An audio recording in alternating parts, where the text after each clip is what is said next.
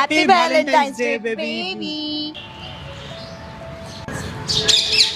IPhone আমার জন্য? দীপ, তুমি আমার জন্য এইটা নিয়ে এসছো? কণিকা কি বলো তো, এখন না আমার কাছে টাকা নেই, তার জন্য না তোমার জন্য এটা নিয়ে আসলাম। আজকের ভ্যালেন্টাইন্স ডে আর তুমি আমার জন্য শুধু এই রোজটাই নিয়ে এসছো? আরে তোমাকে বললাম না এখন আমার কাছে টাকা নেই, আর যখন আমার কাছে টাকা আসবে না তখন তোমাকে একটা ভালো দামি গিফট দেবো। যখন টাকা আসবে তখন? আর তুমি জানো আমি আমার সমস্ত সেভিং দিয়ে তোমার জন্য এই আইফোনটা কিনেছি, আর তোমার টাকা হলে তুমি আমাকে গিফট দেবে বলছো, আর তুমি আমার জন্য 20 টাকার গোলাপ এনেছো।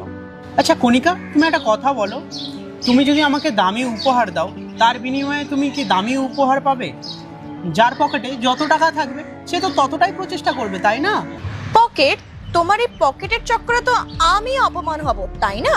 যখন আমার বন্ধুরা জিজ্ঞাসা করবে দীপ্তকে কি গিফট দিল, তখন আমি এইটা বলবো যে এই 20 টাকার গোলাপ দিয়েছে। কণিকা, ভালোবাসায় না সামনের মানুষের মন দেখে, গিফট নয়। ঠিক বলেছো তুমি। তোমার না এই মনটা খুব ছোট, সেই জন্য তুমি আমাকে এই 20 টাকার একটা গোলাপ দিয়েছো। কণিকা, তুমি না আমার ভালোবাসার আর আমার গিফটে তুমি মজা ওড়াচ্ছ। মজা তো তোমার এই গিফটের নয়, মজা তো তোমার ওড়াচ্ছে। আরে আমি তো ভাবলাম তুমি এত রিচ, আমি তোমাকে এই আইফোনটা গিফট দিলাম আর তুমি আমাকে এই ফুলটা এনেছো। এই ফুলটা 20 টাকার ফুল? কণিকা, তুমি না খুব বড় ভুল করছো। আমি যা করেছি ঠিক করেছি। দাও আমার আইফোনটা ফিরিয়ে দাও। দাও বলছে। তুমি না আমাকে ডিজার্ভ করো আর না আমার এই গিফটকে।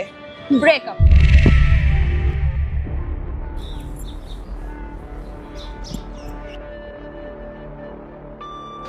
ঠিক বলেছো তুমি, না আমি তোমার দামি গিফট ডিজার্ভ করি, না তুমি আমার রোজ ডিজার্ভ করো। আর তুমি যদি আমার এই রোজটা যদি অ্যাকসেপ্ট করে নিতে না, তাহলে আমি তোমাকে আমার আসল গিফটটা তোমাকে দিতাম। আচ্ছা, আসল গিফট কি? আসল গিফট শুনি। এর মানে হলো যে আমরা দুজনে না বেশি দিন একসাথে হয়নি, আমি না তোমার একটা ছোট্ট টেস্ট নিচ্ছিলাম, তুমি ভালোবাসাকে বেশি ইম্পর্টেন্ট দাও না মানিকে। আচ্ছা, তুমি আমাকে কি গিফট দিতে যাচ্ছিলে?